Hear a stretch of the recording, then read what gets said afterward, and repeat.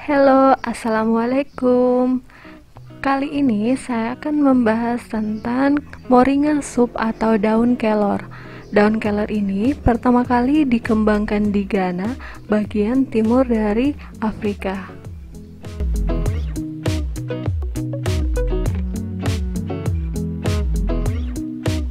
Apa itu sabun? Apakah pernah terpikir dari kalian sabun itu terbuat dari apa? Nah, kita tahu di dunia sabun digunakan untuk kebersihan. Maka dari itu, sabun biasanya digunakan hampir setiap hari, digunakan untuk mandi, mencuci piring, atau hal-hal yang lainnya. Mari kita lihat resep dari sabun. Surfaktan adalah molekul dari bahan aktif permukaan yang dapat mempersatukan campuran yang terdiri dari air dan minyak. Salah satu contoh surfaktan adalah natrium stearat. Fragrance atau biasa disebut dengan bahan pewangi yang bisa ditambahkan ke dalam sabun. pH adjuster adalah zat yang ditambahkan agar sabun menjadi lebih asam atau lebih basah.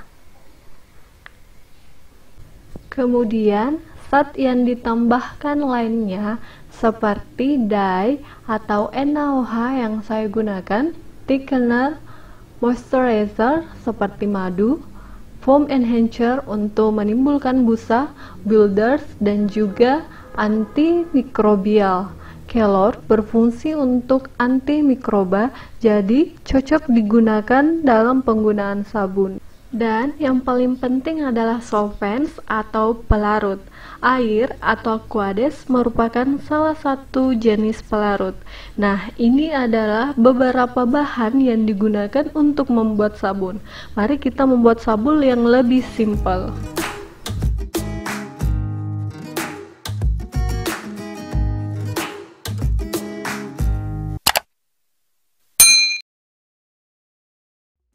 Alat dan bahan yang digunakan. Untuk alatnya, kita persiapkan sendok plastik. Kita usahakan yang plastik ya, yang bukan besi ataupun aluminium. Kemudian ada masker, ada wadah juga, ada cetakan untuk mencetak sabunnya nanti. Ini sarung tangan, kemudian penyaring, dan ada wadah lainnya juga. Bahan yang dipersiapkan ada soda api atau NaOH, ada aquades, ada minyak kelapa dan juga minyak kelapa sawit, dan tentunya ada daun kelor. Langkah pertama, kita bersihkan kelor dari batangnya.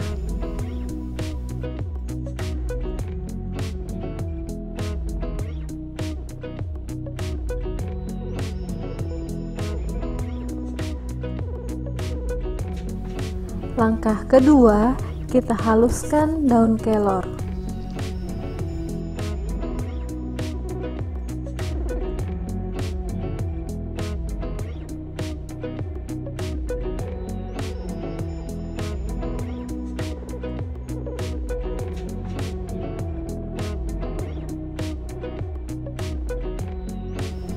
Daun kelor yang sudah halus kita pindahkan ke wadah dan tambahkan aquades 30 gram atau 1 ounce.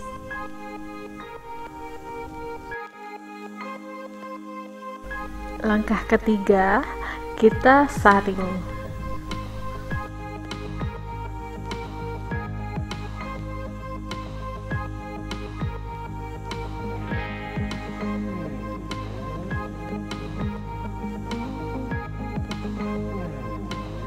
Langkah keempat, kita persiapkan masker. Nah, kalian bisa menggunakan masker seperti ini untuk melindungi wajah kita dari percikan NaOH, dan juga persiapkan sarung tangan. Baiknya kalian menggunakan sarung tangan pada potongan gambar. Selanjutnya, tambahkan aquades ke dalam wadah sebanyak 30 gram atau 1 ounce, dan juga tambahkan NaOH yang sudah dihitung masanya ke dalam wadah. tuangkan NaOH ke dalam air ya, NaOH ke dalam air, jangan sampai terbalik, karena jika terkena wajah atau tangan kita menyebabkan iritasi atau rasa terbakar.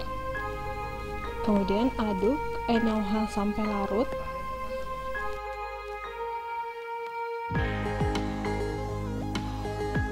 Langkah kelima, samakan suhu aqueous NaOH dan juga minyak.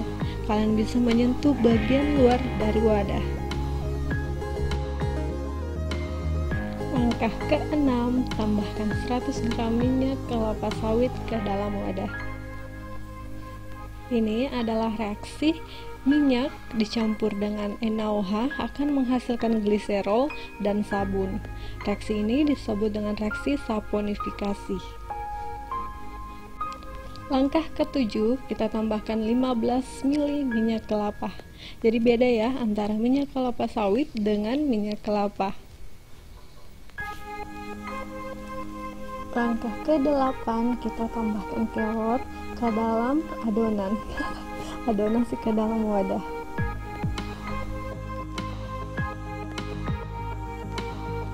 Langkah ke-10, aduk larutan kurang lebih 45 menit atau sampai 1 jam. Saya menggunakan secara manual, adukan manual. Jika ingin lebih cepat, kalian bisa menggunakan stick blender.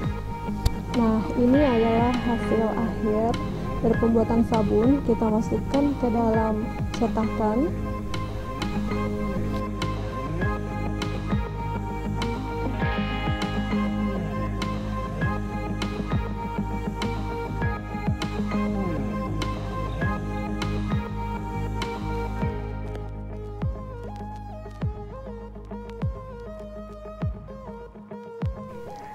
Untuk mengetahui secara akurat volume dan massa yang akan kita gunakan pada pembuatan sabun, kalian bisa klik di Google, ketik soapcol.net. Di sana akan ada keterangan mengenai volume dan massa yang akan kita gunakan. Ada juga soap bar quality, ada hardness, jadi kita bisa tahu bagaimana kekerasan dari sabun, cleansing, kebersihan, conditioning, bubbling, sampai ke busanya.